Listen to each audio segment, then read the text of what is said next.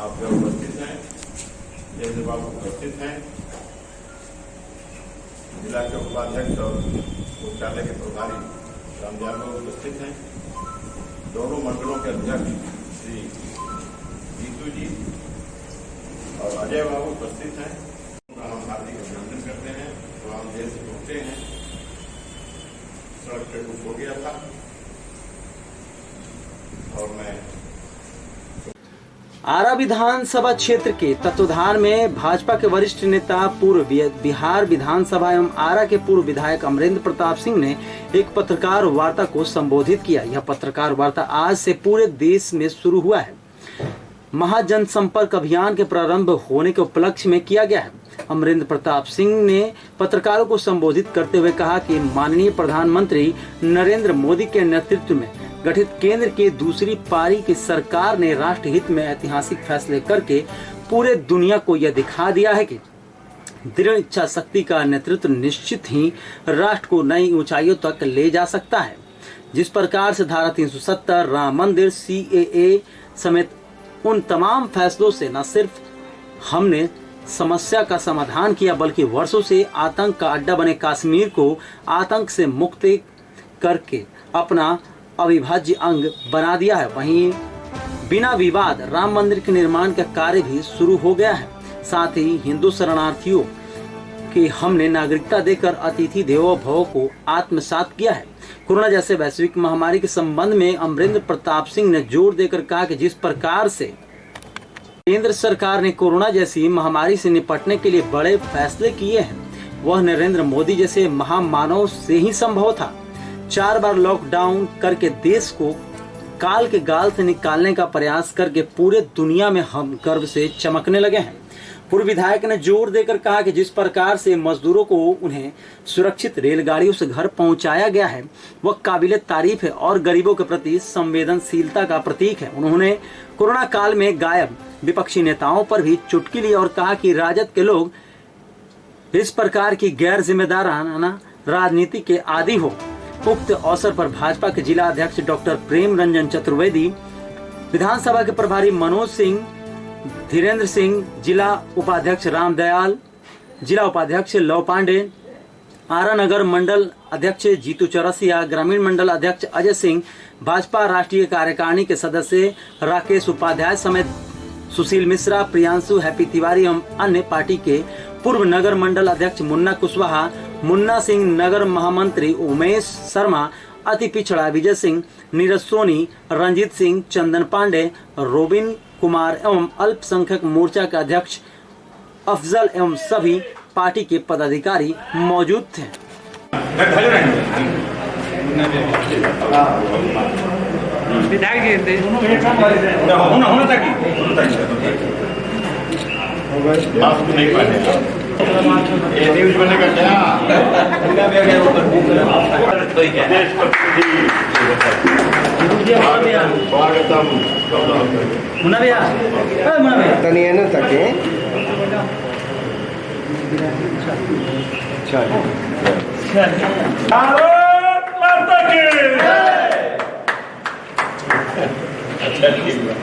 प्रणाम।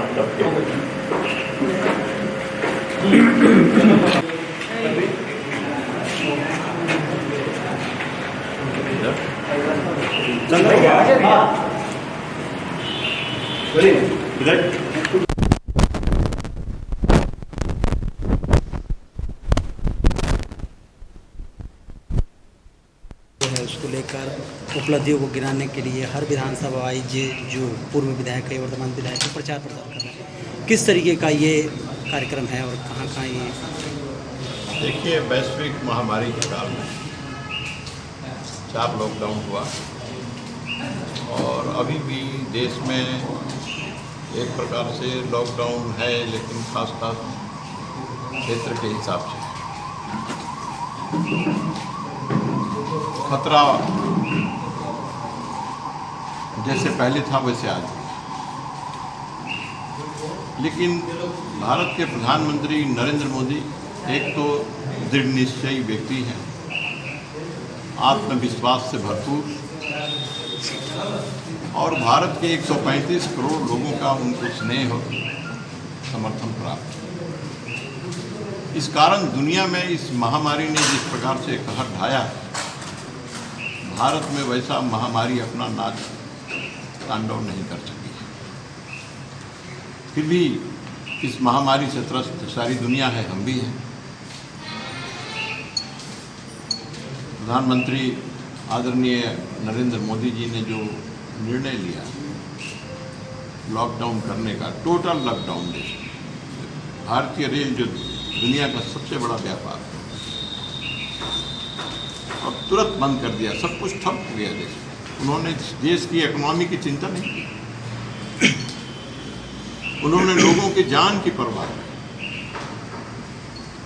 भारत के लोग रहेंगे तो फिर भारत का निर्माण कर लेंगे, नया भारत बना लेंगे। लेकिन जरूरी है लोगों को बचाना। व्यापार होता रहेगा, आर्थिक स्थिति बनती है, बिगड़ती है, इसकी परवाह किए बिना और उन्होंने लोगों का जान बचाया। दुनिया आज हैरत में है। America, Britain, France, Spain, Italy, ऐसे जो देश हैं जो सुविधा संपन्न है, उनकी हालत खराब है। लेकिन भारत आज भी उन 7 देशों को जो सबसे आगे बढ़े हुए हैं, अमेरिका है, ब्रिटेन है, फ्रांस है, इटली है, स्पेन, जर्मनी, उन 7 देशों की आबादी 140 करोड़ है। सब मिला के भारत की अकेले 135 करोड़। और वहाँ मौतों का जो डाटा है इस बीमारी से, तो वो 4.5%, 10 लाख में। और यहाँ लाख में 0.3%।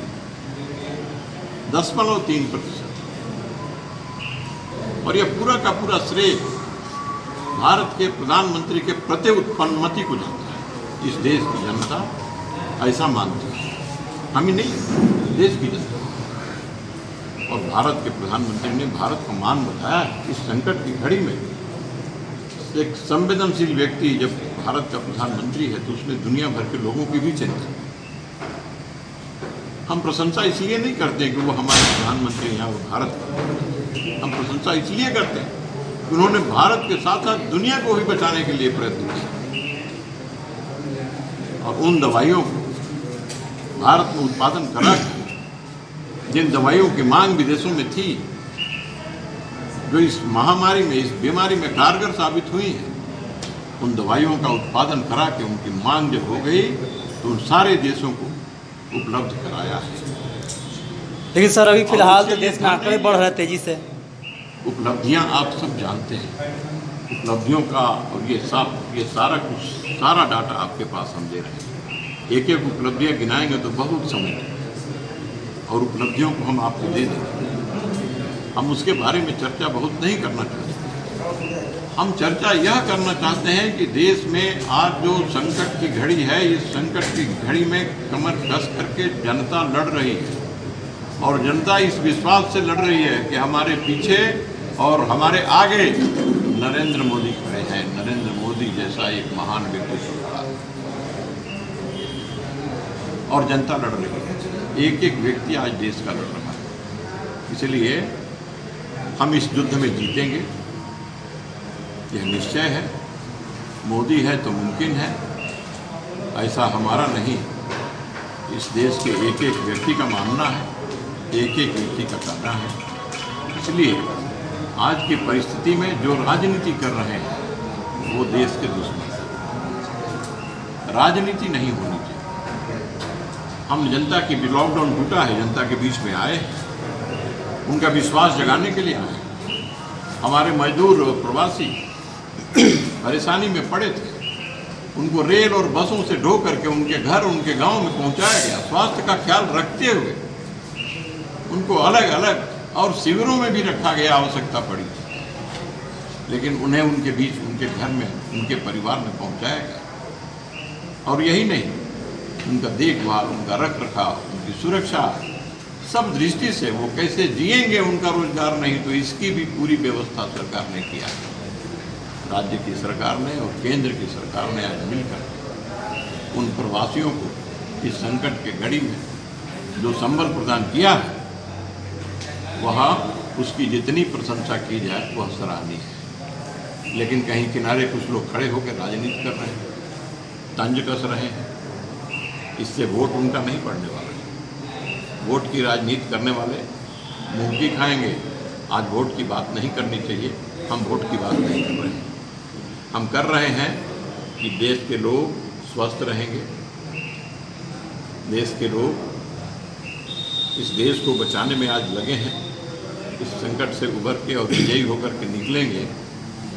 लोकतंत्र अपना काम करता रहेगा। बिहार के अंदर चुनाव है, वो एजेंसी है इलेक्शन कमीशन, वो करवाना चाहेगी तो होगा, नहीं करवाना चाहेगी नहीं होगा, हम नहीं जानते। लेकिन इलेक्शन कमीशन कह रहा है कि चुनाव करवाएंगे। चुनाव करवाएंगे तो सभी राजनीतिक दल चुनाव लड़ने के लिए तैयार होंगे, हम भी तैयार होंगे। लेकिन हमारी प्राथमिकता आज चुनाव नहीं है, हमारी प्राथमिकता जनहित है, जनता का कल्याण है, जनता के लिए लड़ना है, जनता को इस संकट से उबारना है। इसलिए हम जो हमारी इकाइयां हैं, प्रांत, जिला, फिर मंडल, नगर, उसके नीचे फिर शक्ति केंद्र हैं, उसके नीचे मतदान केंद्रों तक हमारी जो इकाइयां हैं, उन सब इकाइयों को हम संगठित कर रहे हैं। और सब एक एक कार्यकर्ता इस युद्ध में सैनिक के भांति लड़ रहा था और आगे भी यह लड़ाई जारी रहेगी। तो इसकी एक मुकम्मल इसका रूपरेखा हम बना रहे हैं। और ऐसे में ही आप सबसे हमारा मिलना हुआ है।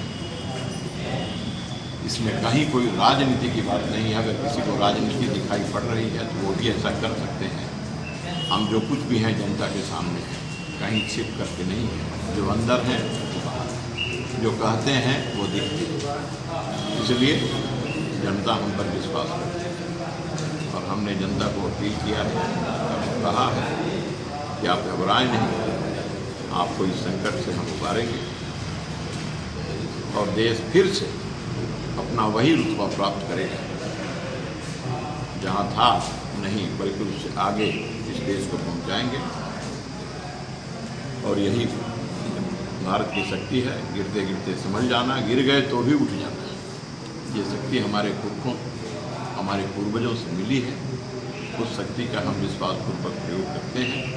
प्रधानमंत्री नरेंद्र मोदी जी का यही अपील है कि एक एक कार्यकर्ता जनता के साथ इस संकट में मजबूती से खड़ा हो जाए और जहां जो भी आवश्यकता है उसको पूरा करने का प्रयत्न करें। सरकार और समाज सब मिल करके जो हमारे समाज में जो ज़रूरतमंद हमारे भाई बहन हैं, उनकी ज़रूरतों को पूरा करें, उनकी कठिनाइयों को आसान बनाएं। हम सब उसमें लगे हैं और आगे लगे रहेंगे। उम्मीद है जिस लक्ष्य के साथ हम लगे हैं उसे हम ईमानदारी से करेंगे और उसे हम प्राप्त करेंगे। इसलिए कि आप सबने बड़ा परिश्रम से और अपना काम किया है। कहीं भी कोई भ्रम पूर्ण स्थिति